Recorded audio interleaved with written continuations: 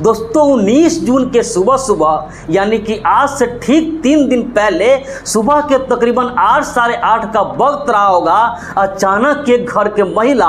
बुजुर्ग ने जोर जोर से चीखने लगता है, चिल्लाने लगता है। जब उसके चीख पुकार की आवाज़ उसके आसपास के लोगों को सुनाई देती है तो तुरंत ही उसके घर पे पहुंचते हैं तो देखते हैं कि उस घर की एक बहू थी और उसकी तकरीबन 1.5 साल की एक पोती थी। उस दोनों माँ बेटी को किसी ने बड़े ही बेरहमी से गला रेत कर कत्ल कर दी है। अब देखते ही देखते दोस्तों ये बात पूरे गांव में आग की तरफ फैल जाती है, वहां पे भीड़ लग जाती है और इस घटना की जानकारी अब पुलिस वाले को दी जाती है। जैसे ही पुलिस वाले सुनते हैं तुरंत ही उस मौका बर्दाश्त पे पहुंचते हैं। वहां एफएसएल की टीम आती है और सबसे पहले साक्ष्य वगैरह को कलेक्ट करते हुए उस दोनों माँ बेटी के बॉडी को पोस्टमार्टम के लिए भेज देते हैं। और इसके बाद दोस्तों अब जो पुलिस वाले होते हैं इस मामला को काफ़ी गंभीरता से लेते हुए एक स्पेशल जांच टीम का गठन करते हैं। और दोस्तों जो टीम होता है जब तकनीकी साक्ष्य और बायोलॉजिकल साक्ष्य के आधार पर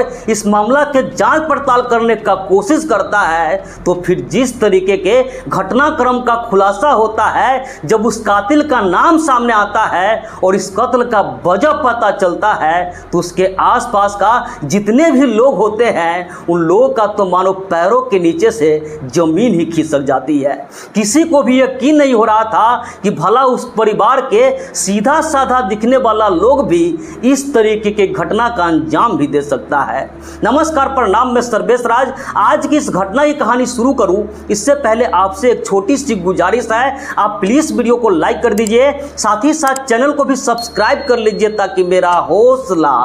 बढ़ता रहे। तो दोस्तों आज आपको जिस घटना की कहानी सुनाने जा रहा हूं दरअसल ये घटना है बिहार प्रदेश का एक जिला है किशनगंज और इसी जिला का एक थाना लगता है पोठिया। इसी पोठिया थाना क्षेत्र का ही एक गांव है तैयबपुर का तेली बस्ती और इसी गांव के रहने वाली तकरीबन 23 साल की एक महिला होती है जिसका नाम होता है अंसारी बेगम। दोस्तों जो अंसारी बेगम होती है उसका आज से तकरीबन 5 साल पहले इसी गांव का रहने वाला एक व्यक्ति होता है जिसका नाम होता है रोहित। उस रोहित के साथ शादी हुई थी। दोस्तों शादी के बाद जो अंसारी बेगम होती है वो बड़े ही आराम से अपने ससुराल में सास ससुर और उसका जो देवर होता है उसका पति होता है उस सब के साथ जिंदगी जी रही थी। लेकिन जैसे ही तकरीबन 3 साल का वक्त बीतता है उसका जो पति होता है रोहित उससे जॉन्डिस हो जाती है। इसके बाद दोस्तों उसका जहां तहां इलाज करवाते हैं लेकिन लाख इलाज कराने के बाद भी उसका पति जो रोहित होता है वो बच नहीं पाता है, इस दुनिया को छोड़कर चला जाता है। और इसके बाद दोस्तों अब जो महिला होती है अंसारी बेगम उस पे तो मानो दुखों की पहाड़ टूट पड़ती है, लेकिन इसके बावजूद भी अपने उस ससुराल में अब उसका जो सास ससुर होते हैं उसका देवर होते हैं उसी सब के साथ रहने लगते हैं। दोस्तों जो महिला होती है उसका तकरीबन 3 साल का एक बेटा होता है और उसकी तकरीबन 1.5 साल की एक बेटी होती है। उस दोनों बच्चों को परवरिश करती थी और घर का जो काम वगैरह होता था उस काम को भी किया करती थी। इसी तरीके से दोस्तों वो महिला जो अंसारी बेगम होती है उसकी अब जिंदगी चल रही थी। लेकिन 18 जून 2025 के दिन यानी कि बुधवार के दिन होता है और उस दिन जो महिला होती है रात के तकरीबन 8 बजे के आसपास वो खाना पीना खाती है और उसकी जो 1.5 साल की बेटी होती है अपने उस बेटी को साथ लेकर एक कमरे में सो जाती है। वहीं उसके पास के कमरे में उसका जो 3 साल का बेटा होता है और उसके सास ससुर होते हैं वो लोग भी सो जाते हैं। लेकिन जैसे ही दोस्तों अगले दिन सुबह होती है यानी कि 19 जून के सुबह सुबह तकरीबन 8 बज जाता है, लेकिन दोस्तों जो महिला होती है वो कमरे का दरवाज़ा खोलकर बाहर नहीं निकलती है। अब जो उसके ससुर होते हैं उस महिला को जगाने के लिए बाहर से दरवाज़ा खटखटाते हैं, लेकिन लाख खटखटाने के बावजूद भी उस महिला का अंदर से कोई जवाब नहीं मिलता है। अब जो उस बुजुर्ग महिला होता है उस कमरे के कुंडी को तोड़ देता है और जब अंदर प्रवेश करता है तो वहाँ का जो नज़ारा दिखाई देता है, उस महिला का जो सास होती है खून से लथपथ, जब उस माँ बेटी का रेता हुआ गला को देखता है तो अब जोर जोर से उस घर का जो बुजुर्ग होता है वो चिल्लाने लगता है। जब उसके चीख पुकार की आवाज़ उसके आसपास के लोगों को सुनाई देती है तो तुरंत ही उसके घर पे पहुंचते हैं तो देखते हैं कि उसकी जो बहुत ही अंसारी बेगम और उसकी जो तकरीबन 1.5 साल की जो पोती थी, उस दोनों माँ बेटी को किसी ने बड़े ही बेरहमी से गला रेत कर कत्ल कर दी है। अब देखते ही देखते दोस्तों ये बात पूरे गांव में आग की तरफ फैल जाती है, उस गांव में सनसनी फैल जाती है और वहां पे भीड़ लग जाती है। और इसके बाद दोस्तों अब इस घटना की जानकारी पुलिस वाले को दी जाती है और जैसे ही पुलिस वाले सुनते हैं तुरंत ही वो मौका बर्दात पे पहुंचते हैं। वहां दोस्तों एफएसएल की टीम आती है और सबसे पहले वहां पे साक्ष्य वगैरह को कलेक्ट करते हुए उस दोनों माँ बेटी का जो बॉडी होता है उसे पोस्टमार्टम के लिए भेज देते हैं। और इसके बाद दोस्तों अब जो पुलिस वाले होते हैं इस मामला को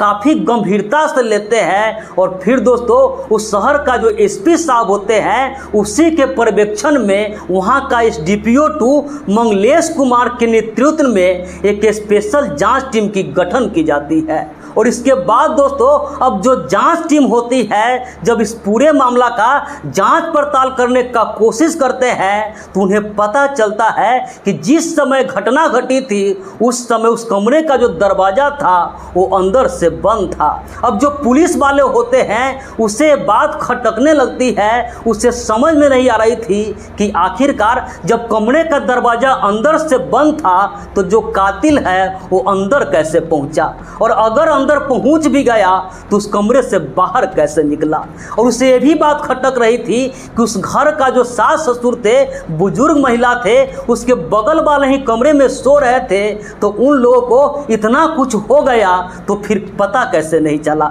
और इसके बाद दोस्तों अब जो पुलिस वाले होते हैं उनका सीधा सीधा जो शक था उसके परिवार के ही लोगों पे चला जाता है। और फिर दोस्तों अब जो उसके परिवार के लोग होते हैं उस सबसे एक एक कर जब सबसे पूछताछ करना शुरू करते हैं तो उस घर का यानी कि जो अंसारी बेगम होती है उसका जो देवर होता है वो टूट जाता है। और इसके बाद दोस्तों पुलिस वाले के सामने सारी सच्चाई आ जाती है कि कैसे और किस तरीके से जो महिला अंसारी बेगम थी और उसकी जो बेटी थी उस दोनों माँ बेटी को कत्ल की गई थी। दरअसल दोस्तों जो अंसारी बेगम होती है जब उसके पति की मौत हो जाती है इसके बाद से ही उसका जो ससुर होता है फारूक आलम, उसका उम्र तकरीबन 55 साल के आसपास होती है, अपने उस बहू अंसारी बेगम पर गंदी नज़र रखने लगता है। वो चाहता था कि उसकी जो बहू अंसारी बेगम थी उसके साथ गलत काम करे, उसके साथ अवैध संबंध बनाए।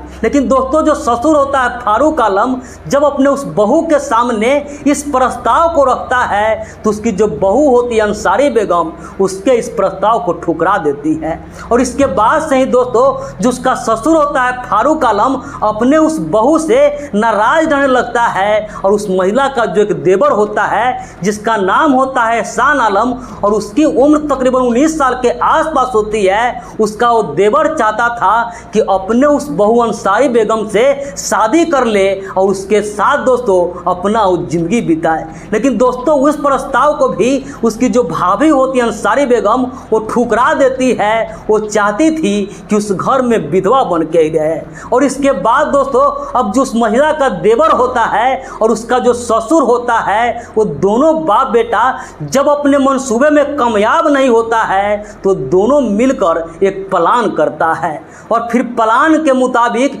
वही बुधवार की रात यानी कि 18 जून 2025 की रात जो महिला होती है रात को खाना पीना खा करके अपने कमरे में सोने के लिए चली जाती है। और फिर दोस्तों उसी रात को जो दोनों बाप बेटा होता है एक धारदार हथियार लेकर उस महिला के कमरे में पहुंचता है और उसी कमरा में दोस्तों उस दोनों माँ बेटी को गला को रेत देता है, उसकी वहाँ पे कत्ल कर देता है और फिर उस कमरे का दरवाज़ा अंदर से बंद करके वेंटिलेटर के रास्ते से और छत के रास्ते से वो बाहर निकल जाता है। शायद उस दोनों बाप बेटा को लगा था कि इसमें किसी को उस पर शक नहीं जाएगा, वो पकड़ा नहीं जाएगा, हर किसी को यही लगेगा कि जो महिला है वो खुदकुशी की है। लेकिन दोस्तों पुलिस वाले जब इस पूरे मामला के छानबीन करते हैं तो फिर सारी सच्चाई सामने आ जाती है और उस दोनों जो बाप बेटा होता है उसकी गिरफ्तारी हो जाती है।